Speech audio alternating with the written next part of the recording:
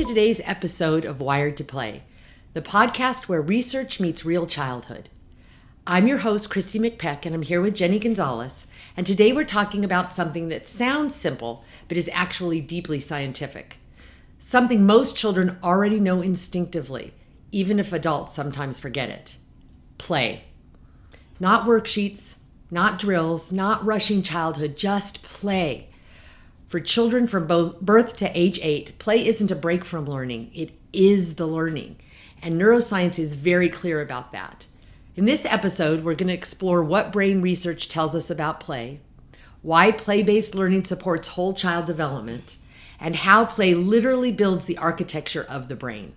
We'll also talk about protecting play and why it's the most powerful thing we can do for the children's long-term learning success. Whether you're a parent, an administrator, a teacher, a policy maker, or someone who simply cares about children, this conversation matters. Let's begin where learning begins, with the brain.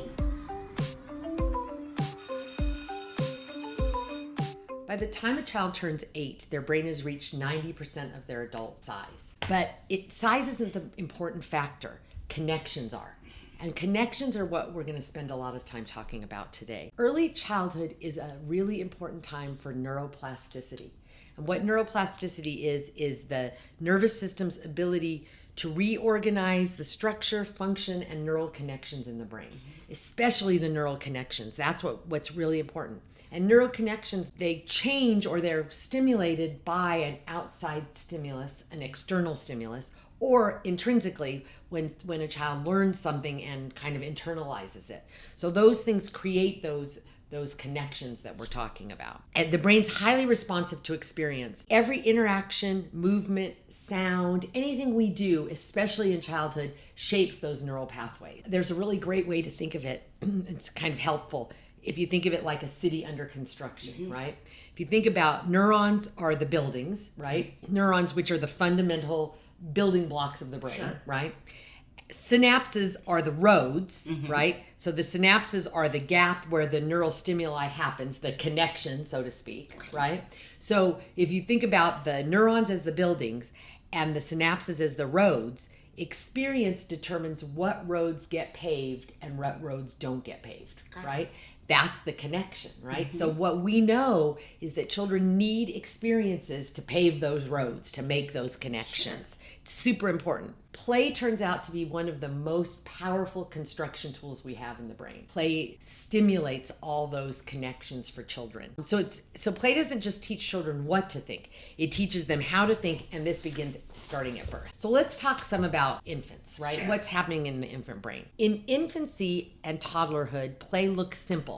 Right? I mean, think about what are some of the things you see children doing in an infant or toddler room? What are some of the play things that they do? Wiggling their feet. If they're doing tummy time, they are focused on an object and they're wiggling their bodies back and forth. Those are some of the things that we just, think, oh yeah, they're just doing tummy time, not making those connections that they are playing in their own atmosphere, their own body. Exactly. And they also do things where they're interacting with people, right? Like say play peekaboo. Yes. Or did you ever play that game with a baby where you hand them something and they drop it and you pick it up and hand it back and they drop it and you pick it up and they hand it back and they drop it. And they come off with you make the sounds like, oh, and then they know that's the excitement in it. Exactly. So some of the things you're talking about, right? Crawling, climbing, mouthing toys, they're not random behaviors. We think they're random behaviors. We think, well, they're really not that important, right? They're just kids being kids or whatever, but they are experiments.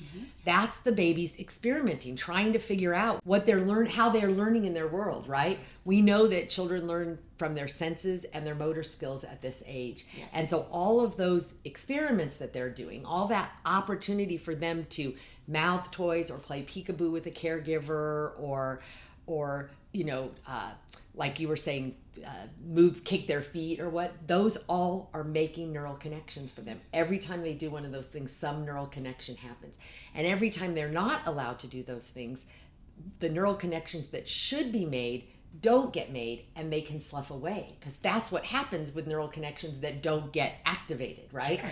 Because we have all these neural connections in our brain when we're born, or we have all these neurons in our brains when we're born, right? But they have to connect to last. Sure. Otherwise they get pruned away, right? So it's really important that we give the babies this opportunity to have cause and effect. Object permanence is the idea that we know something still exists even when we can't see it, right? You know, you parked your car here today, and you know, without having to look at it, you know your car's still out there, right? Babies don't always know that. Babies don't understand that when they can't see something, it still exists. Sure. That's one of those connections that develops this opportunity of getting to play and interact with their world, right?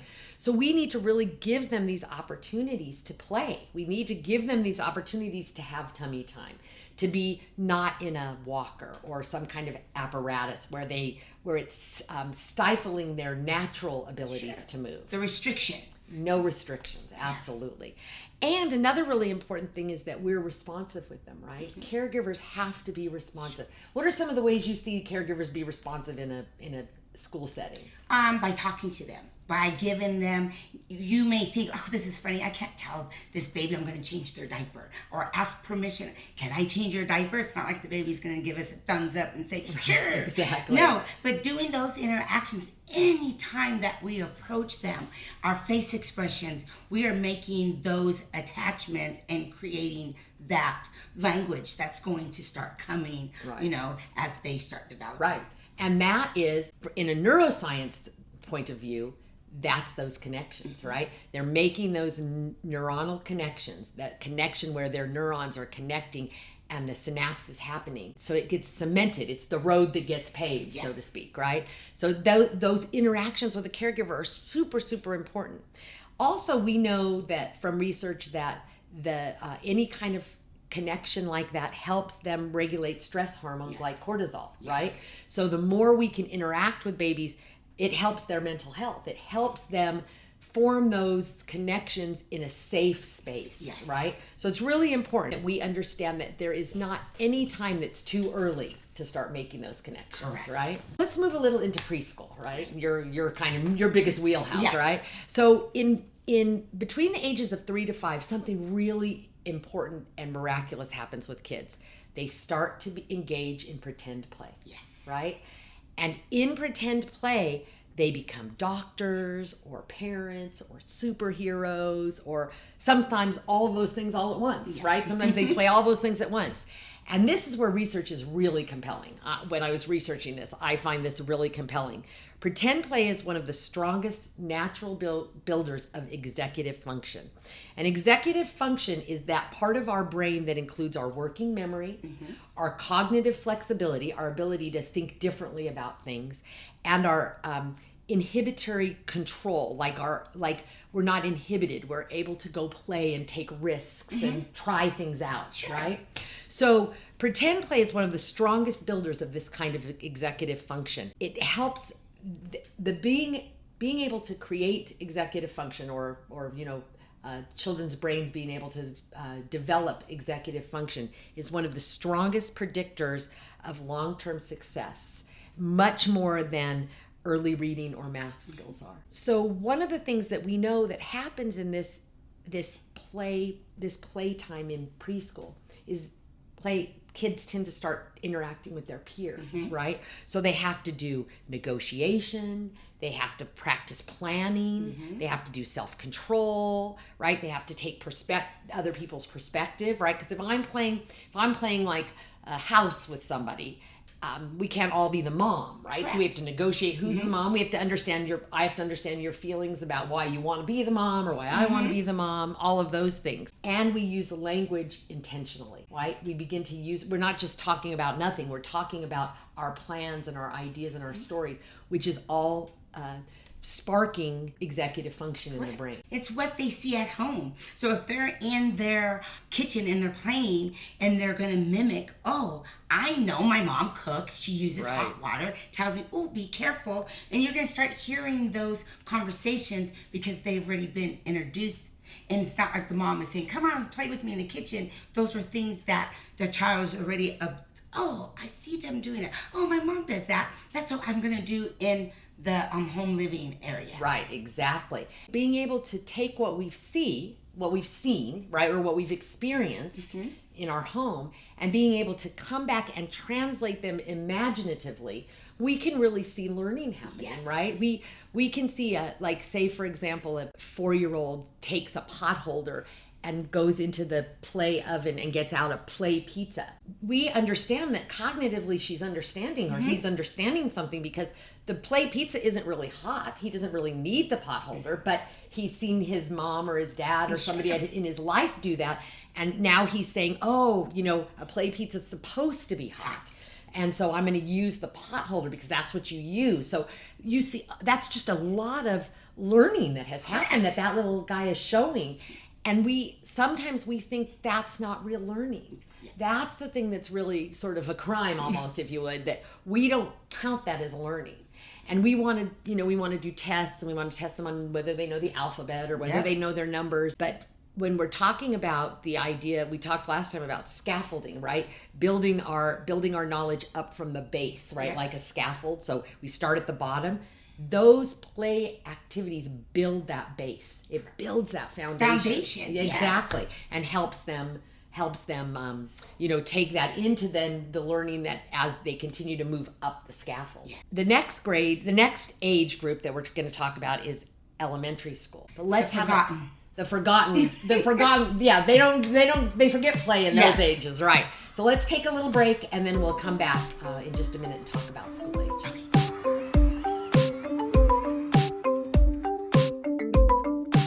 Welcome back.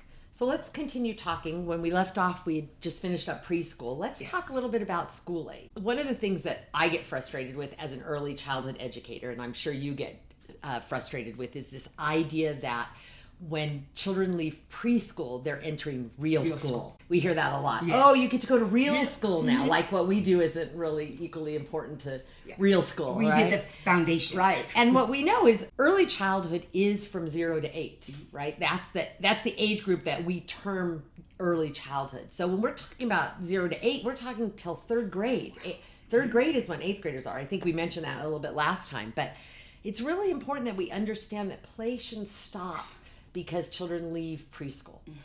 Play is so important in all parts of early childhood. And it changes and shifts some in this idea of school age, but it still is really important. One of the things that's happened, under the No Child Left Behind is that we went to standards-based education. And when we did that, we took play almost completely out of kindergarten through 3rd grade. Yes. And it's especially detrimental in kindergarten, but it's detrimental all the way to 3rd grade. And we started looking at how we assess differently, right? We assess always through tests instead of doing a kind of a natural or an authentic assessment. One of the things that I really want to talk to you about today is this idea that we don't allow children to play once they go into kindergarten. And now in our state, California, where we are, we're also seeing that even pushed down into TK, what we're calling transitional kindergarten, which has now become part of the public schools and is including 4-year-olds. Yes. So we're really seeing this idea of play being pushed aside for standard-based education even a year earlier now. And we know that that's detrimental. We know that's not great. Because now we have behavioral problems and the younger age, and so you're getting the parents' feedback like, oh my goodness, what's going on now? My child is not able to sit or not able to do a worksheet or and finding other ways to play, which causes distraction, that distraction to the teacher, right? Exactly. And now the child's in trouble. Right. I think there's no doubt that there's some correlation between the increase in standards testing and the increase in behavior issues. Yes. No, there's no doubt there's a correlation in that. And, I think we'll probably do an episode on that further on down the line, because I think that that's a real reality, right? It's so important that people understand that, because it's really, when we took play out of the early elementary years and replaced it with something that was not developmentally appropriate, we caused these behavior issues Yes, that I then agree. we're complaining about, Yes. right? That we're so upset about as educators, and that I think parents are upset about as Yes. well. We know children at this age still learn best with hands-on, manipulative activities, right? And in this age, we call that guided play. Saying play-based or saying, that we're going to use play doesn't mean we have a free-for-all. Correct. Sometimes I think people think it means Sure. a free-for-all, right? We've dealt with that dealing with our own staff sometimes, right? They think they hear what we're saying as just let the kids do whatever they want. And that's not really true. What we're looking at in the elementary school years especially is guided play. So that's play where we've set the stage, so to speak, with the things we need them to learn, and we help them gain a deeper understanding because they're getting to manipulate the actual stuff, right? We know that play-based learning supports that learning more than passive learning, or and when we're talking about passive learning, I'm thinking of things like filling out worksheets, or looking at pictures of things. Or, I was in a classroom last year where there was a lot of times that things were happening up on a digital whiteboard, where the teacher was writing things and they were going up, but the kids weren't getting to like if they were learning a math concept, say they were learning ones and tens, they weren't being given ones and tens. It was being drawn on the board by the teacher, which is passive, right? The child has to sit and learn that and remember it, and they don't get to actually manipulate it or think about it. So we really want to make sure that we are giving them opportunities to manipulate their environment and to experience, the same as when they were littler, experiment with things and try and figure things out. And that happens through this idea of storytelling, exploration. I was in a great classroom where they did a whole unit on money, but they set up this whole store, and the kids would go buy things from each other, and they learned a lot about money in that, because they were having to actually count the money out and figure out how much was a dime worth and how much was a quarter worth and how much of that can I buy if I have 2 dimes or whatever, right? And so they were actually doing it. And then on the other end, the child that was the storekeeper, they had to add up the things, so there's addition, and but it was in a real format, and they were really manipulating it. So I think that there's such value in that. Yeah, I agree. Or if they are doing a language or a reading activity, instead of just reading the book, having the children become part of that book by acting it out. Who are the characters, and letting them really, become that, and they will enjoy it instead of, I got to read this book. Right, exactly. Well, and I think that that's really important, because in this format that we're talking about, we know adults set the learning goal. Even in infancy, in infant programs and preschool programs, adults set the goals. We set the environment, right? We set the stage. We buy the equipment. We set out the equipment. We see what's important. We know what the developmental milestones are, right? We know what are the things kids are supposed to be getting at each age group, and we set that up in an inviting way, so then children can absorb that and play with it and move it and manipulate it. They get to use their curiosity. They get to use their choice. Some things are, some kids would probably never pick.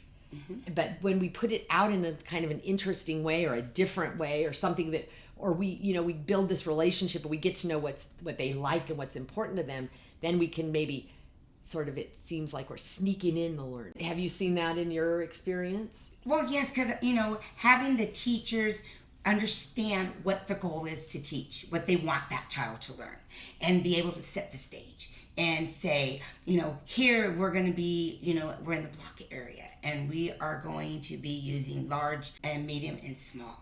And so how are we going to do it? By putting those blocks in. And then when you move off to the next activity, you start talking about small, medium, large, and they're like, hey, I know this one's really big. I know this one's also large, and they're able to connect that. Right. So I'm seeing that happen, and the teacher's like, oh, we did do that activity in that classroom. You got it. Right. You did have it, and didn't have to do it with the worksheet. Exactly. And I think that that's really important. That another thing that research is showing is that children in this standards-based model are not showing problem solving skills, right? They don't know how to solve problems. A lot of times they're not showing initiative. They're not wanting to, they don't understand how to get started because pretty much their learning's passive and everything's sort of given to them.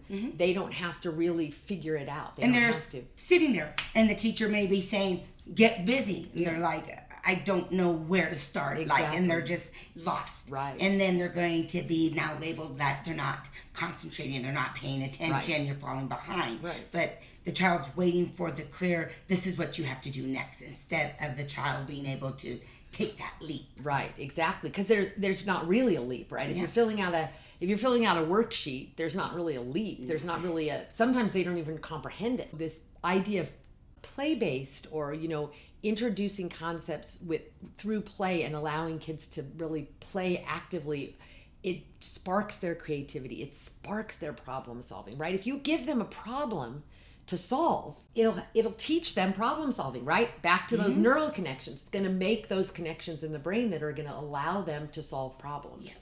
And that's super, super important. It's super important that we give them these opportunities, because they get like a deeper connectivity.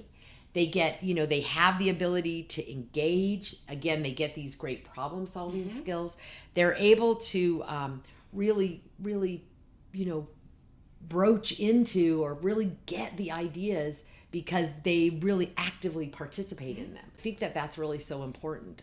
Well, you hear adults saying, I'm more of a hands-on learner. I Right. learn, I'm not really about reading. I really need to I have to see it. I have to be that. So now you can say, oh, you probably were in a school that had play-based, that you had to, smell it. Sometimes maybe even try to taste it to see. Right. And then those connections are there. Right, exactly. I think that's so important. And I think that it is something, we'll continue to talk about in the future. One of the things I really want to talk about at some point is what kinds of activities, what are some of the things that teachers can do in their classrooms.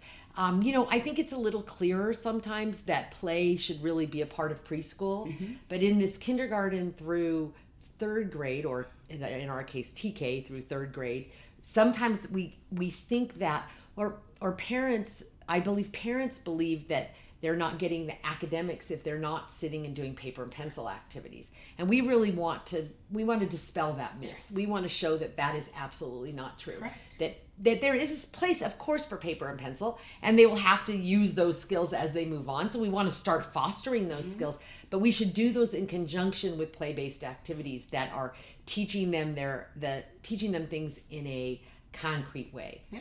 In our next episode, we're going to talk specifically about some of the ways in kindergarten through third grade, some of the research behind why that's so important. Sure. So that's such an interesting conversation. Let's take one more break, and then we'll talk about social and emotional development and how important that is.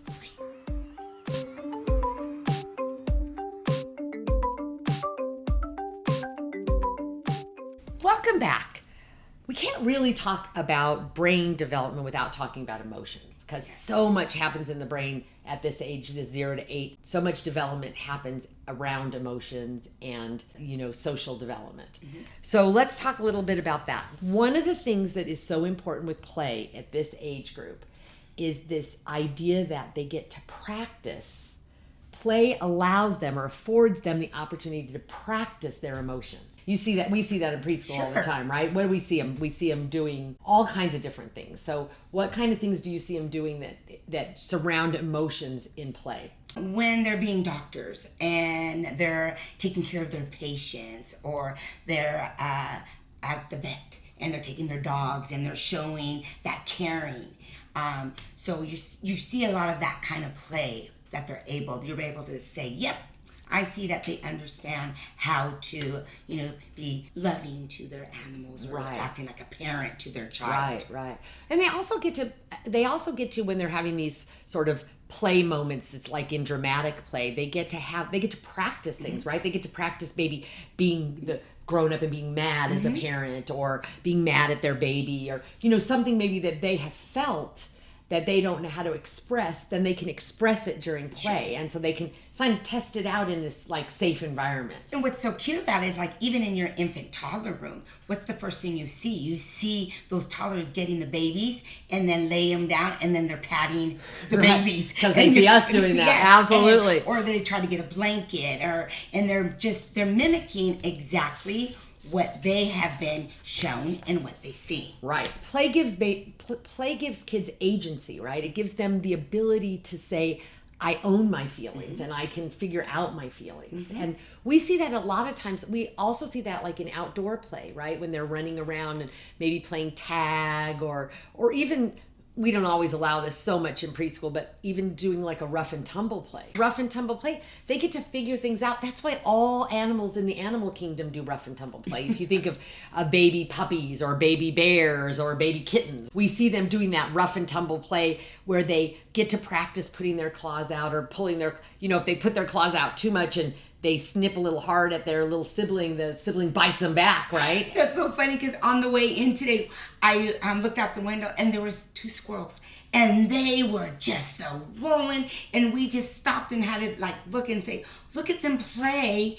And right away, if that was 2 children playing, we want to stop them. We want to go there and like, no, we can't play like that. But yet I enjoyed watching the 2 little squirrels. They're just playing and then they ran up the tree. Right. Like went home. Yes, right. And we know that's so important. We know that's so important to their ability to regulate their emotions and to be able to understand even their spatial awareness, right? All those things happen. And again, all those connections are happening in the brain. That's one of the things. That's why we want to preserve play. That's why it's so critical that we preserve play 0 to 8, right? It's important that we preserve play because it gives kids all these different opportunities, all these affordances, right? Yes. Affordances are the ability to give somebody an opportunity to do something, right? So play affords them the ability to learn about their emotions, to regulate how they feel, to be able to, have a good sense of self, be able to bolster their sense of self in a positive way, in a safe environment. Instead of hearing boys don't cry. Right, exactly. Yes, boys can cry. Right. Or I always tell the children, it is okay to be mad, but it's not okay to do A, B, or C. So they can feel it and be able to tell parents that it's okay for them to get upset. Right. It's how they handle being upset. Which is what socialization's all about. Yeah. When we're socializing children, we're giving them the rules, the socialization, that's society's rules. So when we're saying you're allowed to feel angry, but you're not allowed to hit, and they make the connection in their brain, right? That's what we're looking for. That's the connection in their brain. And we get so much of that in these play opportunities, right? I'm building up blocks and my friend comes and knocks them over and it makes me mad. I get a chance to say, I'm mad at you for dumping over my blocks. I was building something that had value to me and that wasn't right for you to do it. And a teacher intervening and helping them work through that moment is really, really critical, again, to their brain development, right? It helps them make that connection in their brain so that the next time maybe they won't they won't lash out or they won't hit somebody. They'll be able to work it through.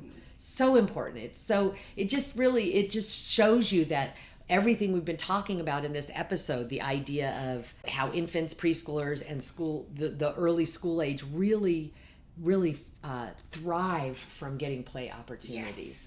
And so one of the things the last thing we want to talk about is this idea that parents or that adults have some part in this, right? There is an implication for adults in this. So we want to make sure that parents understand. I'm always telling people that I work with in this early childhood arena, we're professionals and we need to help parents understand why play is important because parents want what's best for their kids. Correct. We all hope our kids are going to strive to be, at Harvard. Yes. And we want to give them that opportunity. And what I think parents have been sold a bill of goods. They believe that opportunity comes through paper and pencil academic activities. At real school. As opposed to this really rich play environment that gives them a much better foundation, and they'll be much more successful when they get to Harvard. if they've been taught in this way where they've gotten this really foundational space, where they've gotten this really good foundation, good strong foundation. So the first the first tier is parents. We have to help educate parents to understand why play is important and why they should be fighting for play even as their kids go into kindergarten, first grade, second grade, third grade. And then educators, it's really important that we understand that play is a strategy we should use. Yes. Right? In from 0 to 8, play is probably our most important strategy. We need to be, and it needs to be geared toward the age group for sure, but we need to help other educators, our fellow educators, understand how important play is. And then finally, I think, is policymakers or administrators, right? Those are the people who make the rules. And we need to be able to speak up against, standard-based education. We need to be able to talk about why standard-based education hasn't worked in this country. Mm-hmm. It's not working. It is putting us, we as a nation are well behind where we were before standard-based education. Yes. Oh, I agree. And so, we see it. We've been in the field almost 40, between us over 40 years. Correct. And the thing that I've really seen is how different kids are. Kids are not as well behaved. And there's a lot of reasons for that, but I believe one of the fundamental reasons is that we've taken play away from them. Correct. We've shortened their outside time. We've shortened the time of playing inside. I've been in kindergarten classrooms where there's not a single piece of play equipment. It's all tables and chairs and pencils and paper. And we're taking something that's fundamental away, and we need to start speaking up to our policymakers and to the administrators at our schools and saying this is not the right way to educate children. Right. Teachers will come to me and they'll say, the parents have a concern because they're not writing or they're not getting homework packets at the preschool age. And I have to remind them, parents chose us for a reason. And if we can stand and prove what we're doing is right for children, our parents will be happy. They did, they come in, they tour, we're giving them the information. This is what we do. We believe in play. And as teachers, you have to believe in it. And if you don't, then a play-based center isn't the right field for you. It's not the right center.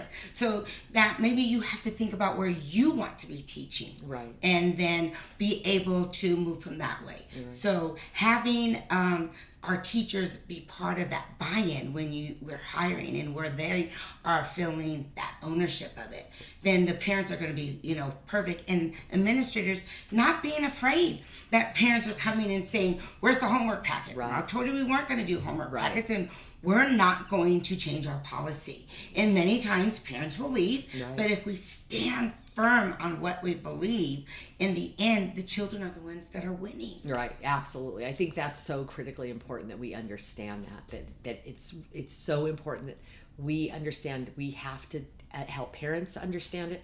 We have to help teachers understand it, and we have to help administrators. And that's really the point of our podcast. Yes. That's what we're really doing. Play is the brain's first language. It builds learning, emotional health, creativity, and resilience. When we give children permission to play, we aren't holding them back. We're setting them up for lifelong success. Thank you for joining us at Wired to Play. If this episode resonated with you, please share it and help keep this conversation going. Until next time, keep growing, keep wondering, and keep playing.